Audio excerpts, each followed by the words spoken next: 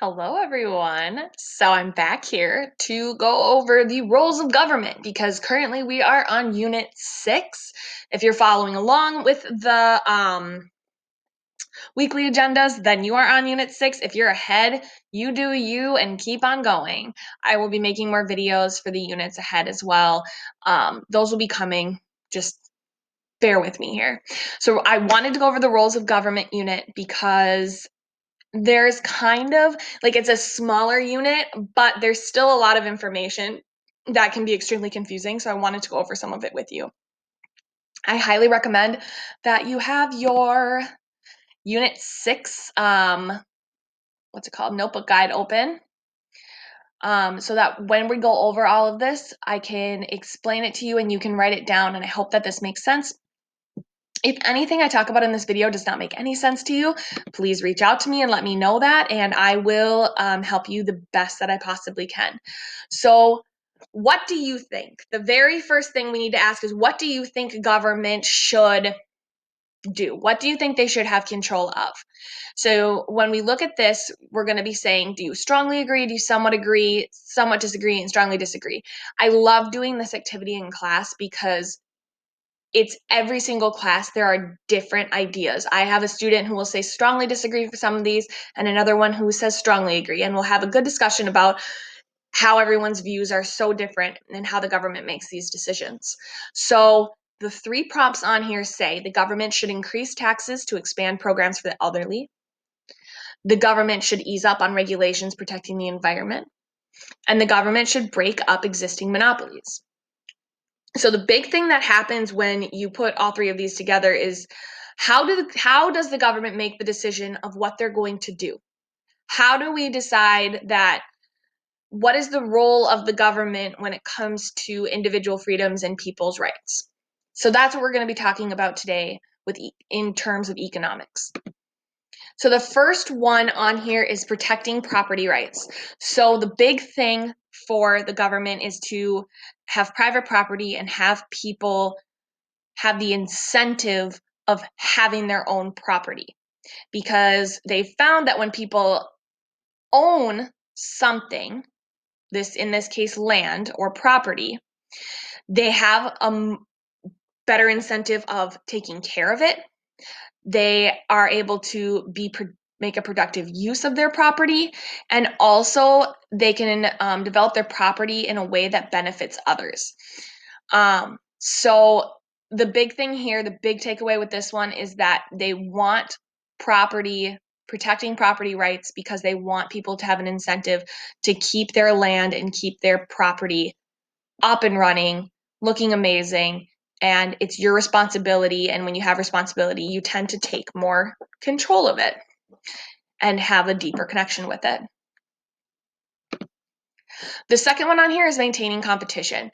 The government realizes that monopolies, which we talked about in Unit 5, companies owned by one specific person or certain industries that have control over the price, they decide how much they want to charge for it, and that's needs to be regulated. So the government in our democracy with capitalism, the big idea here is competition. Competition is where we want to be at in our capitalist economy, and they want to maintain competition. So they want competition to happen. It's in a capitalist economy, they want competition. They need competition. In order to be capitalist, you need to have competition. And so what they need to do, the government needs to do, is monitor mergers. So if one company is going to merge with another, they're only going to let it go so far. So if eBay came out and said that they were buying Amazon, or Amazon came out and said they were buying eBay, that's probably a merger that would not be allowed by the government because they would then have too much power. There have been these situations before.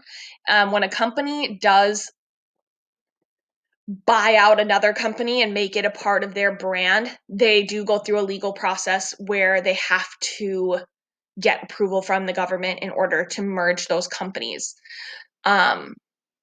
So they can regulate monopolies, and so that we don't create a whole bunch of monopolies and throw off the success of our economy. They try to prohibit price fixing, bid rigging, and market division.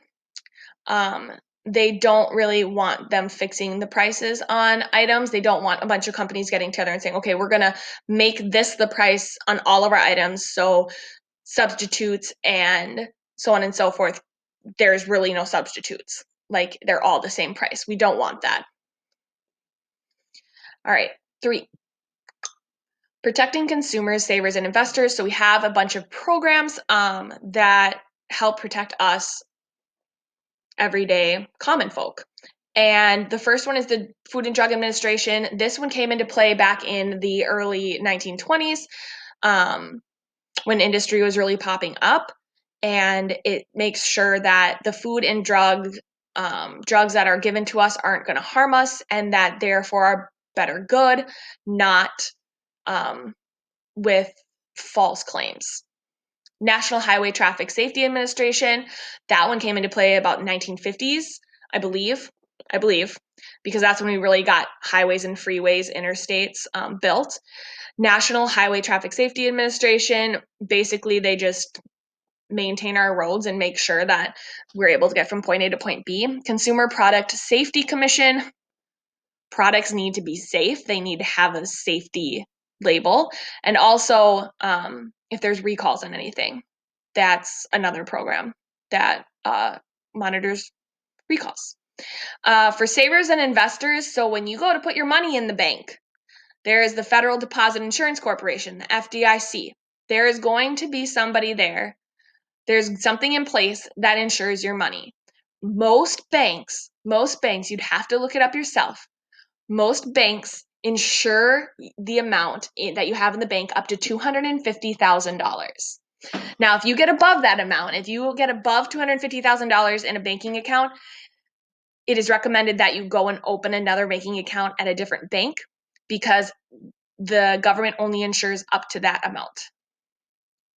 Security and Exchange Commission, when you need to exchange money from one country to another, because we all have different tenders and different currencies, and we need to keep eyes on that.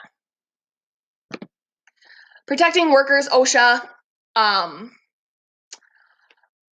don't know if you have seen the TikTok videos where it talks about OSHA violations. Those videos, like, it shouldn't make you laugh, but it does make me laugh, not gonna lie. But OSHA's basically there to keep you safe at work. So back in the day when you used to work in a mill and you could get your arm cut off at work and nothing would happen to them at work, but you just, had to deal with not having an arm anymore. Now you have something in place where you have workers' compensation and you have a Department of Labor that protects the workers and their economic rights and makes sure that businesses are regulated in how they're treating their employees, essentially. Okay, addressing externalities. So externalities are kind of a difficult one to understand. There are two. Okay, there's negative externalities and there's positive externalities. So the idea here is that we want to limit negative externalities and we want to support positive externalities. So an externality, I'm going to read the definition as is a side effect of production or consumption that has consequences for people other than the producer or consumer. It means what something gives off to somebody else. So if Sue over here on the bus sitting next to me decides to smoke a cigarette on the bus, the externality is secondhand smoke to me. If Sue over here sitting next to me, I don't know, at a bar or at a restaurant is getting completely wasted and then decides to get in her car and drive off and be a drunk driver, that's a negative externality. That's negative because it has negative effects on other people. Smoking is also a negative externality because secondhand smoke is not healthy, so on and so forth. This little picture right here, where it shows the building with the smoke coming out, that is pollution. Pollution is another negative externality that we try to avoid when having production, because pollution is not healthy for human beings. All right, so some positive externalities include switching from driving your car to work to riding your bike to work. It helps the environment. It's helping to keep other people safe because you're not putting so much emissions into the air, and so on and so forth. Another one is vaccines. Vaccines are out there for the positive use. When we use vaccines, it's helped us to get rid of diseases that used to be completely popular, such as polio, and I'm trying to think of another one. Polio, the flu, like stuff that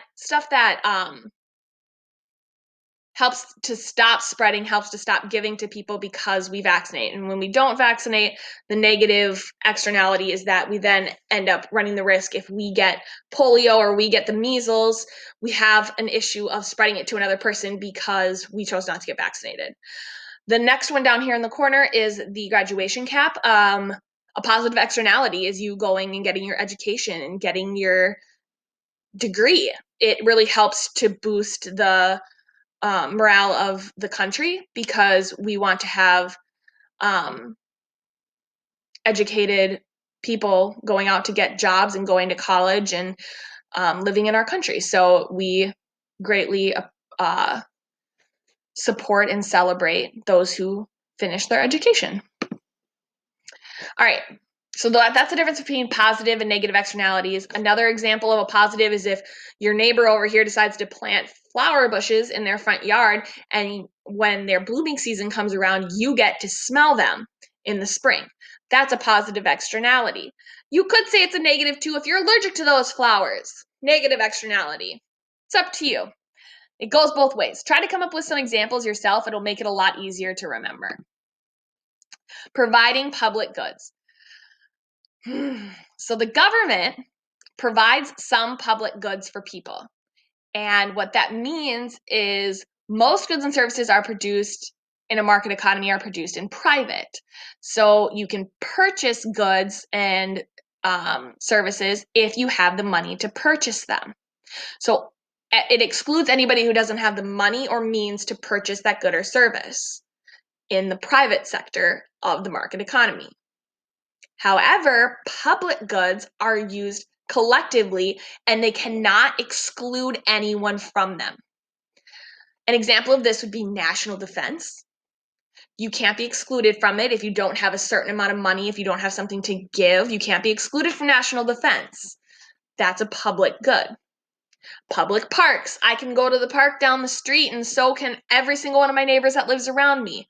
Public parks are public goods as well. They're still public goods, even if they're not open, okay? Another one that I like to use the example for are streetlights. You can't make people pay for streetlights, so that's another public good, okay? Providing public goods. So I wanted to go next because I knew there are two characteristics, non-excludable and non-rival in consumption. Okay, let's go over non-excludable. Once a public good is produced, it is difficult or impossible to exclude others from consuming the good, even if they didn't pay for it. This goes to my streetlight example. I cannot be walking up the street and have to put a quarter into the streetlight. Imagine having to put a quarter into the streetlight, the light turns on for you. But then you have Joe back here who didn't put a quarter in, but still gets the light. That's why streetlights are public goods and non-excludable. You cannot have people paying for those because they're public, because other people would be paying for other people to use it. It doesn't make sense. When I go to McDonald's and buy a cheeseburger, I eat the cheeseburger. But also, I could choose to give to somebody, but that's my choice. I did not choose to put 25 cents in this light and have it shine for Joe too. I just need it for me. But there's no way to regulate that. So that's why they're non-excludable and we don't pay for them. Non-rival in consumption. When one person consumes a public good, it does not prevent others from also consuming the good. Hi, my example again. It's non-rival. So we can't exclude people. If we say that everyone can go to a public park, There's not somebody standing at the park saying, you can go in, no, you got to go home. Bye. Can't come in here. No. It's a public place. They're allowed there. Okay. The free rider problem. The free rider problem is basically people who there's no way to make them pay for everything. And there are people who are really good at taking advantage of this. There are people who are really good at finding all of the free public things that they can do so they can save and not have to spend all their money. There's no way to make people who benefit from public goods pay for them. Absolutely no way to make them pay for it. You could say, oh, Miss Nelson, but they can pay in taxes for it. Okay, but then you have Joe Schmo over here who's evading taxes. You don't know it. Of course, it's illegal, but he's still doing it, and he can still use it. There's no way for anyone to know. And also, not everyone who uses it pays taxes there. If I were to go down to Minneapolis and use a public park, I don't pay taxes for Minneapolis. I pay taxes in the city I live in. I do pay taxes to the state of Minnesota, but if I were to leave here and go to Colorado and go to a public park there, I don't pay any money to do that. There's no way to regulate it. Private businesses do not have incentives to produce enough public goods. So there's no way to make people who benefit from public goods pay for them, which is why private businesses are the way they are, and you have to have money to buy these items. Government often provides public goods through tax dollars if people want them. Okay. 7, promoting economic stability. So the main goal of the government, it always has been and always will be fighting unemployment. Of course, our unemployment is extremely high right now because we are in just unusual times, man. This is not a common thing. Encourage price stability. So they don't want to have major inflation. They don't want to have major deflation. They want to have steady prices. And then they want to promote economic growth. They want people to be investing their money. They want people to be saving their money. They want the economy to be as good as humanly possible in the United States and the countries we live. And the last one is redistributing income. So back in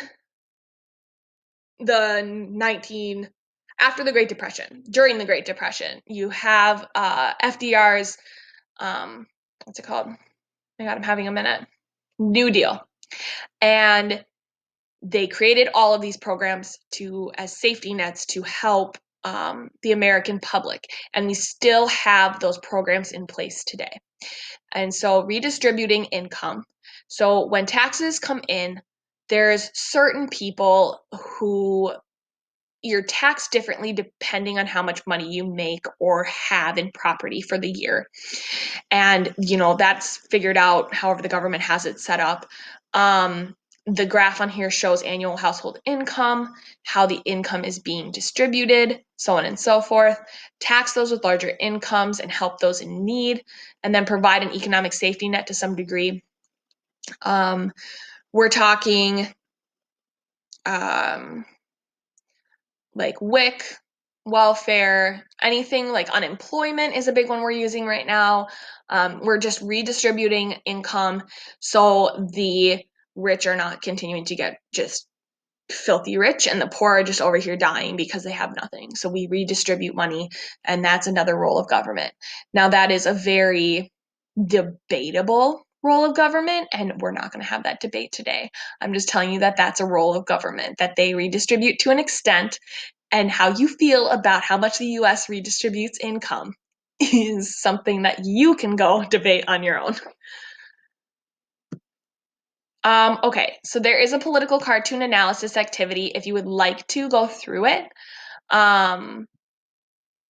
It is all on here. It is all on here on this PowerPoint. You are more than welcome to go to the Econ website to go through this PowerPoint. And it'll help you to really understand what the role of government is for all of these cartoons. I will also upload this activity just to how about let's do this. So if you watch this video and you decide that you want to go through these political cartoons and look through them and decide which role of government they match up with, let me know, email it to me, and I will go over it and I'll correct it for you, okay? So if you choose to do this because you need to fully understand in order to take the exam, go ahead and email that to me and I will get back to you with the feedback on that, okay? There are videos on here that explain this even further. Like a lot of videos on here that explain it even further, and then there's a whole bunch of other little links and videos that you can go and watch if you're still confused about this. I highly recommend doing the political cartoon activity. It is extremely helpful in understanding what each of these